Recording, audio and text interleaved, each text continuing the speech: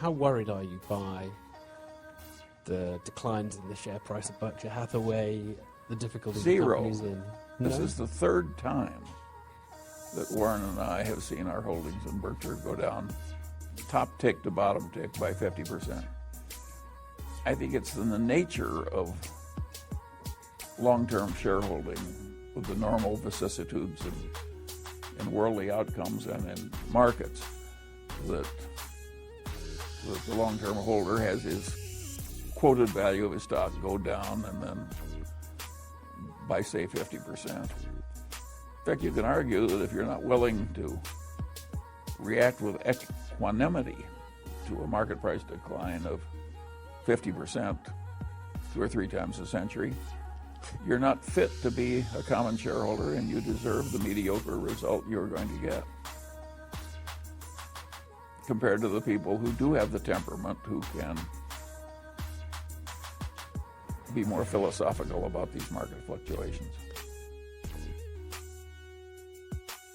You can never take all the boom and bust out of a capitalist economy, but they could be enormously dampened if there were wise legislative restraints on human conduct that eliminated more of the sin and folly that will inevitably come without the wise restraints.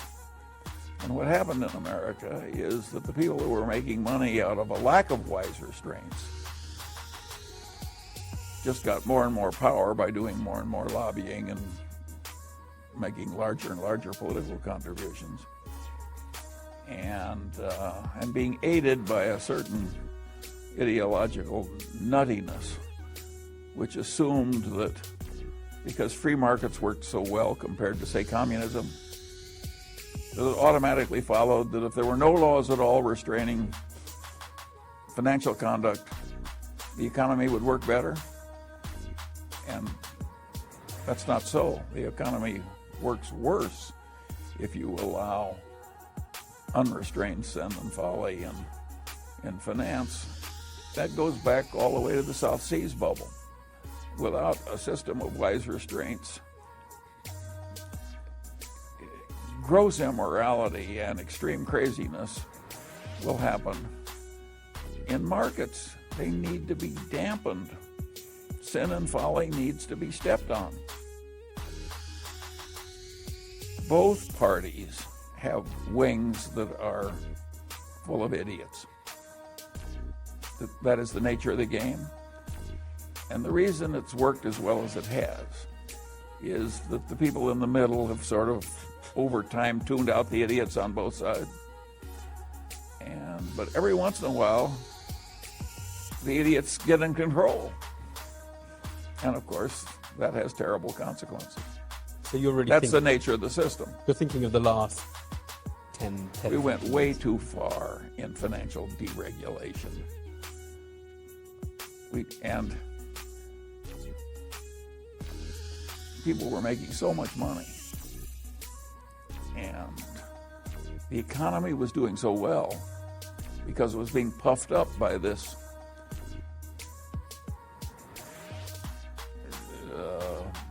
idiot boom and idiot expansion of consumer credit that everybody thought, oh, isn't this wonderful? And of course, it was, your life for the next 3 weeks would be more pleasant if you went on heroin, but it would totally destroy you over the long pull. And that's what an economy does when it allows itself to be seduced by the potential for an idiot boom into allowing all this gross immorality and this craziness to take over.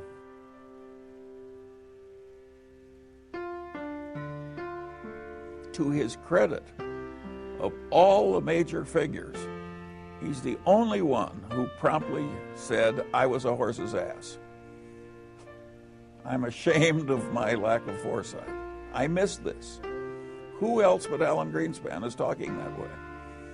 So in my book, he's sort of a hero in that it is hard at his age to look back at a career as distinguished as his, with as much success and adulation, and basically say, I was a horse's patoot. And that's what he's done. So To me, he's a hero. We need more of that sort of thing. Wall Street tracks and rewards what I call a locker room culture. They're the people who just have to win at football or soccer or something like that.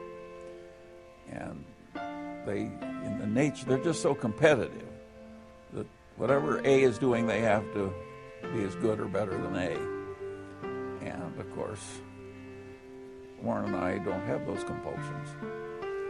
And I would rather live my way than theirs.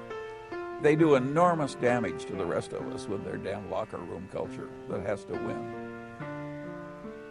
And is not very squeamish about what they have to do to win.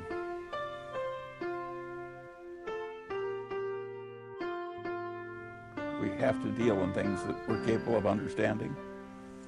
And then, once we're over that filter, we have to have a business with some intrinsic characteristics that give it a durable competitive advantage. And then, of course, we would vastly prefer a management in place with a lot of integrity and talent.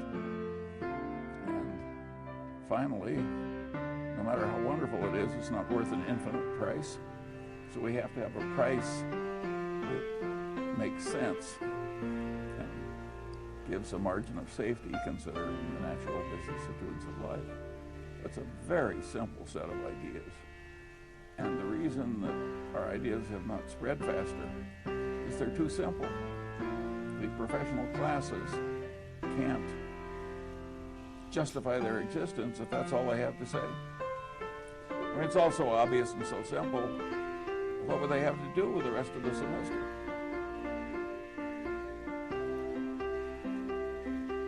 Well, at the time we bought it, it was succeeding mightily on multiple fronts. And it was cheap in relation to what was plainly going to happen. That was a valuable insight.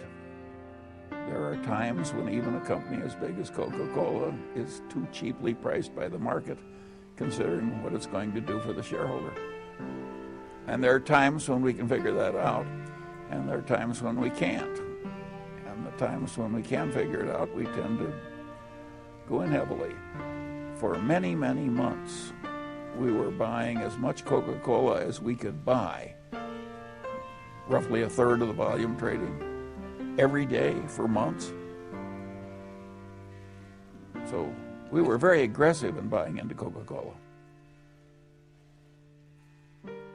We have the mindset of the person that's buying the whole business at the price you would realize by multiplying the price we're paying by share by the number of outstanding shares. And we want the price for the whole business so calculated to look very attractive. So we like buying individual shares at a price that's lower than we think a rational person would pay if he could buy the whole business.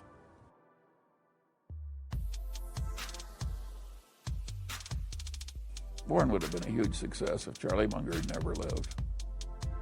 How often do you speak to him? Well, in the early days, it was almost every day, and now it's maybe once a week. Only once a week? Yeah. Not very much. But sometimes it's a long conversation. You and Warren are very much a double act in the chairman and vice chairman of the company. At some point, you want to probably retire, don't you? Step down, rest a bit? Well, I don't think either of us wants to quit except as the laws of physiology force it. And that, no doubt, will be soon on us. But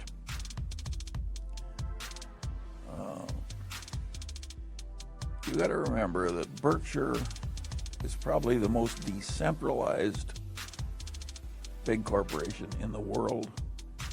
I think the very decentralization of Berkshire and the extreme pockets of talent in all the subsidiaries will give Berkshire a very respectable future long after we're gone. And you've got to remember that we started with a little nothing. And our successors are starting with something that is not a little nothing.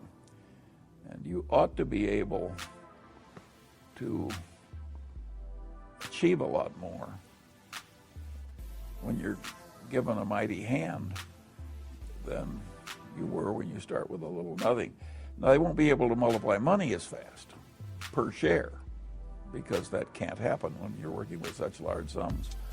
But in terms of a creditable institution that serves the wider world, I think